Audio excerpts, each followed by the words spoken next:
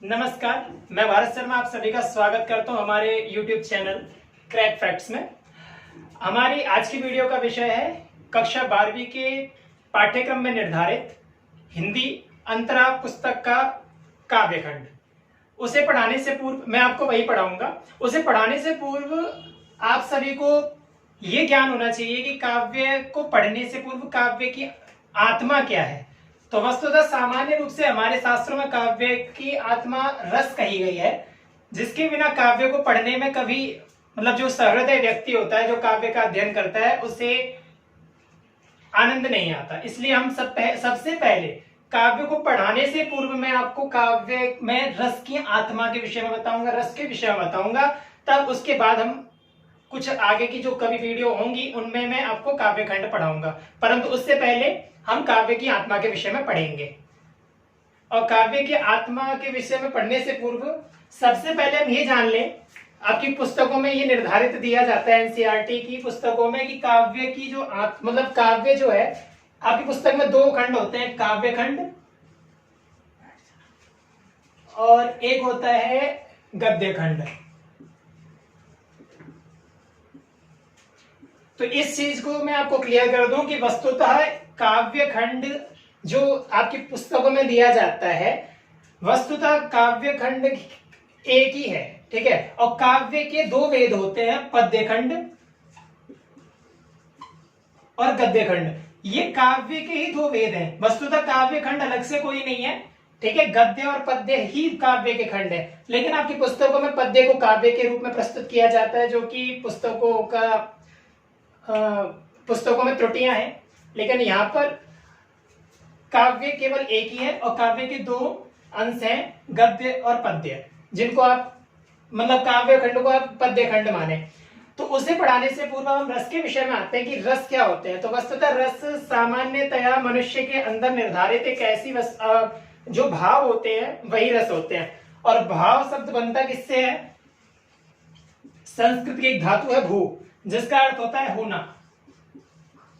अर्थात हमारे शरीर के अंदर या हमारे अंदर जो भाव होते हैं, अर्थात जो हमारे अंदर होते हैं, उन्हें भाव कहा जाता है, ठीक है। और ये सारे के सारे हमारे अंदर ही परमानेंट रूप में होते हैं, इसलिए इनको स्थायी भाव कहा जाता है। हमारे शरीर में एक क्षण क्षण व्याप्त होते रहते हैं, इसलिए इन्हें संचारी भाव कहा जाता है। तो वस्तुतः हम काव्य की परिभाषा रस की परिभाषा को पढ़ना प्रारंभ करते हैं। तो अगर आप चाहें तो इसे लिख सकते हैं। ये आपके जीवन भर काव्य सामान्यतः आप हिंदी तो नहीं पढ़ेंगे। यदि हिंदी पढ़ते हैं और अगर संस्कृत पढ़ते हैं तो आपके जीवन भर काम आएगी। सामान्य काव्य की रस की परिभाषा है।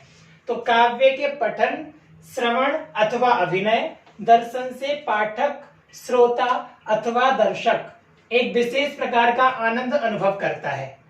वह आनंद इतना अद्भुत होता है कि मन उसी में लीन हो जाता है। उसी अलौकिक आनंद को रस कहते हैं। अब यहाँ ध्यान देना कि पठन से ग्रहण होगा पाठक का, श्रवण से ग्रहण होगा श्रोता का और अभिनय से ग्रहण होगा दर्शक का। यानी पठन माने जो पढ़ना है वो पाठक करता है, सुनने वाला श्रोता कहलाएगा और देखने वाला जो है दर्शन करने वाला है वह दर्शक कहलाएगा, ठीक है। ये एक बार और दोबारा से रिपीट करता हूं कि काव्य के पठन, श्रवण अथवा अभिनय, दर्शन से पाठक, श्रोता अथवा दर्शक एक विशेष प्रकार का आनंद अनुभव करता है। वह आनंद इतना अद्भुत होता है कि मन उसी में लीन हो जाता है। उसी अलौकिक आनंद को रस कहते हैं। तो वस्तुतः जो रस की कॉन्सेप्ट हम पढ़ रहे हैं, ये रस हमारे अंदर दो भाव होते हैं। एक तो होते हैं स्थायी भाव, जिनको आप कहते हो परमानेंट, ये हमारे अंदर फिक्स होते हैं। और ये होते हैं संचारी भाव कि कभी कोई आ गया, कभी कोई आ गया, ऐसे करके। तो इनको पढ़ेंगे हम। अब इनको समझाने के लिए आपको एक कहानी टाइप से पढ़ा पाऊंगा, ठीक है। तो शायद आपको अच्छे से समझ में आ जाएगा। तो ये जो स्थायी भाव है, ये आपको बताया मैंने कि ये भाव होते हैं हमारे अंदर, परमानेंट होते हैं। और भाव होते क्यों? क्योंकि ये भू धातु से उत्पन्न हुए, जिसका मतलब होता है होना। तो ये हमारे अंदर होते हैं। तो ये है रति। सबसे पहला रस के 10 रस माने गए हैं सामान्यतया। तो वे रस आपको क्रमशः मैं पढ़ाऊंगा। और इसमें पहला जो रस है वह रति है। तो रति जो है ये है परमानेंट, हमारे अंदर स्थापित रहता है, ठीक है। इसके बाद इसके दो भेद होते हैं। श्रृंगार रस इसका संचारी भाव है। इसके दो भेद है, संयोग और विप्रलंब श्रृंगार। संयोग का मतलब होता है मिलना और विप्रलंब का अर्थ होता है बिछोड़ना सामान्य भाषा में। तो ये जो रस हैं, रति, रति का मतलब क्या होता है? श्रृंगार। श्रृंगार का मतलब होता है लव स्टोरी आदियों में इन रसों का प्रयोग करते हैं। अच्छा, काव्य को पढ़ने में कोई भी ग्रंथकार जब कोई ग्रंथ लिखता है, हिंदी का, संस्कृत का, जो भी लव स्टोरी लिखता है, तो अगर उसमें श्रृंगार रस को मूल आधार दिया जाता है, क्योंकि इसके बिना उस काव्य की जो काव्य में भाव ही नहीं आएगा। जैसे आपने पढ़ा होगा देवसेना का गीत, जो भी आप पढ़ेंगे तो वहां पर वियोग रस का वर्णन कवि ने किया है। वस्तुतः तो वहां करुण रस है। आप 12 मास आदि ग्रंथ जो लिखे गए हैं उनमें विप्रलंब श्रृंगार का वर्णन है। ठीक है, तो अब इसको हम कहानी के माध्यम से पढ़ते हैं। छोटी सी कहानी, जैसे अभी किसी भी नाटक का या किसी भी ग्रंथ का कोई नायक ले लिया जाए और एक नायिका ले ली जाए, तो नायक को अब इनको क्रमशः पढ़ते चलेंगे, साथ साथ चलते चलेंगे। ठीक है, तो पहला रति को लेते हैं। तो अब क्योंकि मैंने आपको ये बताया था पहले भी कि ये सारे के सारे रस हमारे अंदर स्थापित रहते हैं परमानेंट रूप से, लेकिन इन रसों का हमारे अंदर जो संचार होता है कंडीशन आने पर, तो कंडीशन हम जैसी परिस्थिति में होते हैं वैसी परिस्थिति के आधार पर हमारे अंदर वही भाव उत्पन्न हो जाता है। तो उसी आधार पर हम पढ़ना प्रारंभ करते हैं। तो सबसे पहले हम श्रृंगार रस के विषय में पढ़ते हैं। तो ये विचार कर लीजिए कि कोई भी एक व्यक्ति है, ये किसी भी कविता या किसी भी उसका ग्रंथ का नायक है, और वह नायक अपने घर से निकलता है। निकलने के पश्चात वो एक खुले पार्क में जाता है, और उस पार्क में जाने के पश्चात क्या करता है, सामने जैसे वो बारिश का मौसम है, खूब बादल छाए, आंधी वांधी आई है खूब, एक नायिका सामने झूला झूल रही है, पर उसे ये नहीं पता कि वो नायिका है, क्योंकि अभी तो शुरुआत कर रहे हैं ना, मूवीज भी आप देखते होंगे तो उसमें भी ऐसे ही होता है। तो वो जाता है, बारिश का मौसम है, नायिका झूला झूल रही है। जैसे उसने देखा उस नायिका को, उसके मन में भाव उत्पन्न हुआ, और वह भाव क्या था? श्रृंगार, कि अब तो इससे मित्रता कर लेनी चाहिए।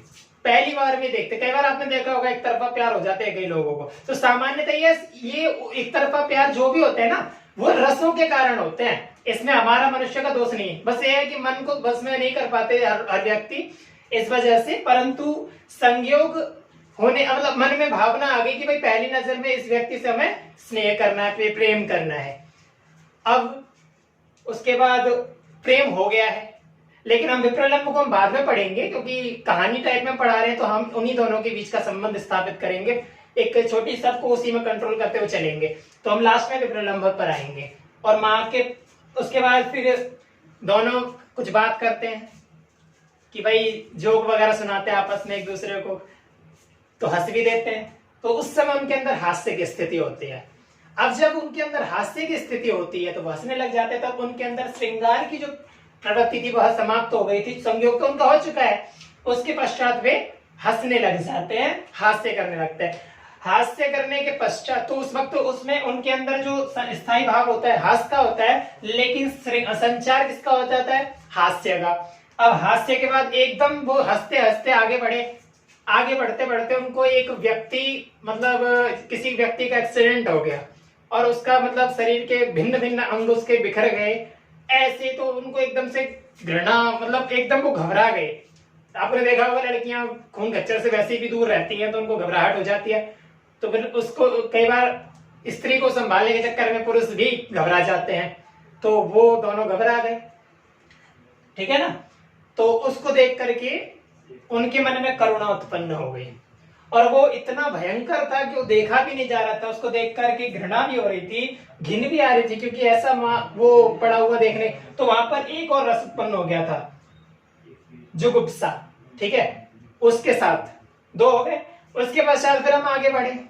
उन्होंने उसको फिर मन से निकाला, वो चीजें उनके माइंड से जा ही नहीं रही थी। उसके बाद फिर उसकी जो साथ में प्रियतमा चल रही थी नायक के साथ, नायिका जो चल रही थी, तो नायिका को देखकर किसी ने सीटी मार दी। आप लोगों को हंसी अवश्य आएगी यदि आ रही हो तो, अन्यथा मुझे नहीं पता। परंतु उसको देख के किसी ने सीटी मार दी। अब जब सीटी मार दी तो नायक को अत्यंत गुस्सा आया। तो वहां पर अचानक से जो शोक वाला रस था उसने कहा वैसे मूड खराब है, खामा खो आप हरकत कर रहे हो और मेरे को गुस्सा मत दिलाओ। लेकिन बात चली आपस में, फिर लड़ाई होने लग गई। तो नायक को क्रोध आया, और क्रोध में जब आप होते तो रौद्र रस का संचार हो जाता है, और रौद्र रस का जब संचार हो जाता है तो फिर आप जानते हो क्या होता है, लड़कियों के पीछे आपस में लड़ाई कर बैठते हैं लोग, ठीक है ना। तो वही रस का संचार हो गया। अब उसके पश्चात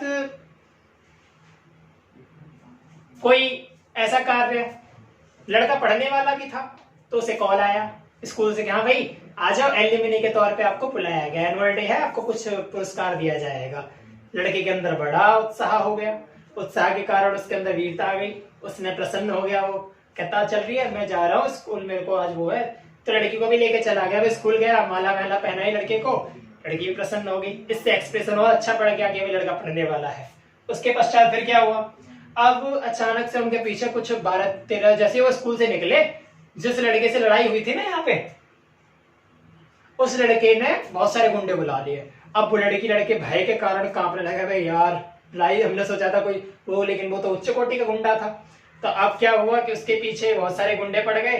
तो अब दोनों के दोनों डर के मारे भागे जा रहे हैं। रात हो गई है भाई, क्योंकि दोपहर का स्कूल था ना तो लड़के का। अब वो भागते भागते पता नहीं कहाँ जाके वो छुप गए हैं, ऐसे स्थान पर जहां से निकलेंगे नहीं, और वो लड़के भी, गुंडे ही वहीं बैठे हैं, ठीक है। तो वो भय के कारण, तो वहां पर उनके अंदर भय उत्पन्न हो गया। अब वो ये विचार कर रहे हैं कि हम कैसे यहाँ से निकले।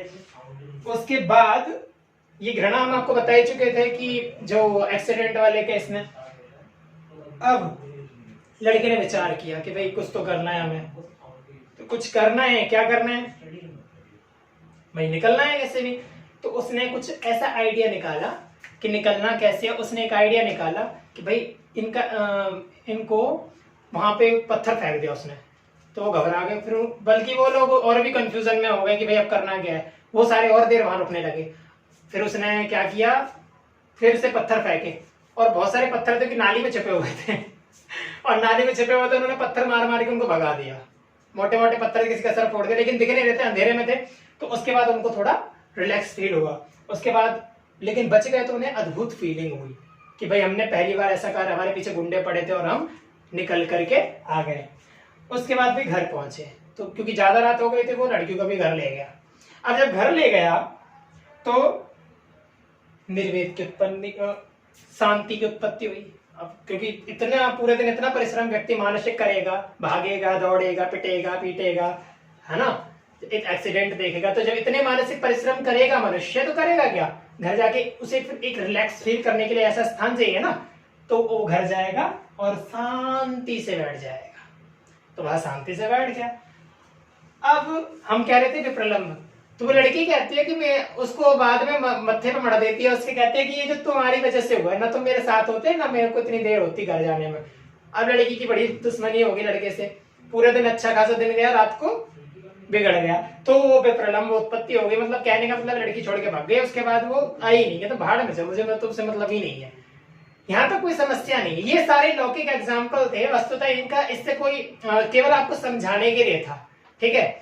इसमें कोई ये ना समझे कि कुछ ऐसा ही चैनल ही ऐसा है या फिर ऐसा समझाया जाता है। ये सब केवल क्योंकि काव्य को सामान्य भाषा में, क्योंकि आप 12वीं के छात्र हैं और अभी आप जानते नहीं है कि ये होते क्या है, इसलिए आपको साधारण लौकिक एग्जाम्पल देकर के मैंने इनको समझाया है। जब हम काव्य पढ़ेंगे तो वहां बड़ा आनंद आएगा।